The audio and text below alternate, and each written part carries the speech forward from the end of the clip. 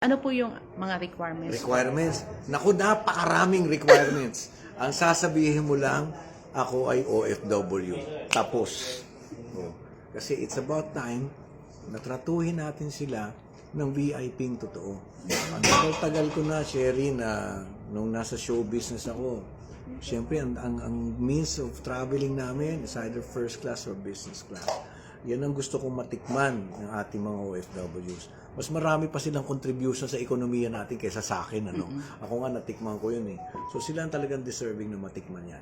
So, hindi man namin kaya sagutin yung sa aeroplano, at least dito, meron sila may enjoy. Ayan, unli lahat ng pagkain, unli yung coffee, hanggang mag-acid yun. That's the way we want to express our love for our OFWs na nakatalaga sa akin para sila ay alagaan. Nagsimula tayo dyan with the Migrants Brew Coffee doon sa lobby ng OWA na again, pumasok ka ng OWA, the coffee is free.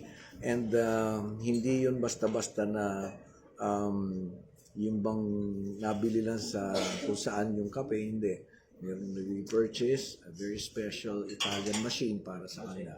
Dahil yun ang expression mo, kung sasabihin mo sila ay special, then we treat them the way people who are special are treated. Gaya nito. Diba?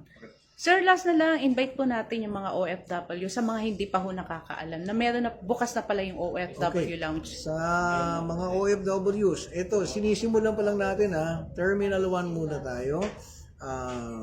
Ito yung malapit na sa Starbucks, may hagdan, medyo may kataasan yung hagdan, pero at least nabigyan tayo ng ating mga kaibigan, ng kapwa nating opisyal dito sa airport ng lugar.